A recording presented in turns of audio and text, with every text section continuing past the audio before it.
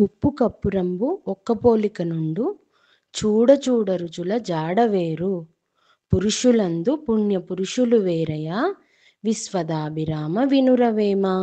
ఉప్పు మరియు కర్పూరం చూడ్డానికి ఒక్కలాగే ఉంటాయి, కానీ వాటిని రుచి చూస్తే మాత్రం వేరువేరుగా ఉంటాయి.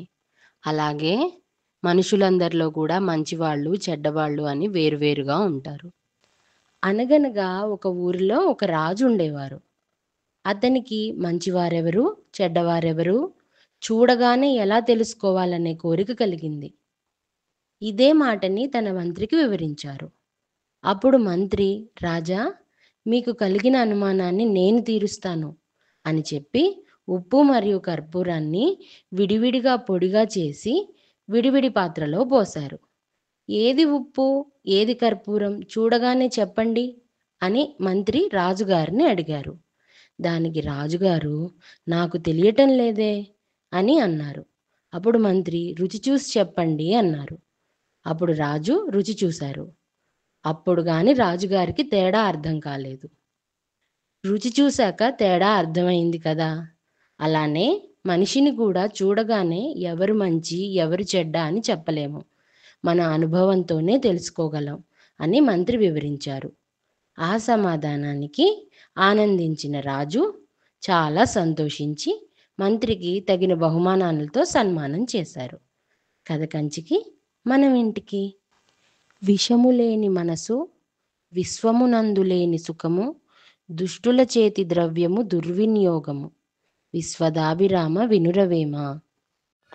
మనసులో విషము అంటే అసూయ, ద్వేషం, కోపం వంటివి. ఇవి లేకుండా ఉండగలిగిన వారికి మాత్రమే నిజమైన సుఖం దొరుకుతుంది. దుష్టుల చేతిలో ధనం ఉంటే దుర్వినియోగం అవుతుంది, కానీ మంచివారి చేతిలో ఉంటే సద్వినియోగం అవుతుంది. ఇప్పుడు మనం చెప్పుకోబోయే కథ మనసులోని విషం. అనగనగా ఒక చిన్న గ్రామంలో రామయ్య అనే రైతు ఉండేవాడు. అతను చాలా కష్టపడి పొలాన్ని సాగు చేస్తూ జీవించేవాడు. కానీ అతనికి ఒక పెద్ద చెడ్డ అలవాటు ఉండేది. ఎవరైనా తనకంటే ఎక్కువ పంట పండించినా, మంచి జీవితం గడిపినా అతనికి అసూయ, కోపం వచ్చేది. రామయ్య పొరుగువాడు చిన్నయ్య చాలా మంచివాడు. ఎప్పుడు ఎవ్వరి గురించి చెడు అభిప్రాయం లేకుండా తనకి ఉన్నంతలో ఇతరులకి సహాయం చేస్తూ ఉండేవాడు. ఒకసారి రామయ్య, చిన్నయ్య ఇద్దరూ ఒకేసారి విత్తనాలు వేశారు. చిన్నయ్య పొలంలో పంట బాగా పండింది. రామయ్య పొలంలో పంట అంతా బాగా పండలేదు. దానికి రామయ్య బాధపడ్డాడు. చిన్నయ్య అదృష్టానికి మనసులో కుళ్ళుకున్నాడు.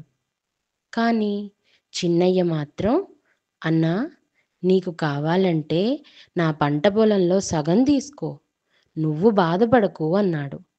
ఆ మాటకి రామయ్య మనసు కదిలింది. నేనెంత ద్వేషం పెంచుకున్నా చిన్నయ్య నాకు ప్రేమనే పంచాడు.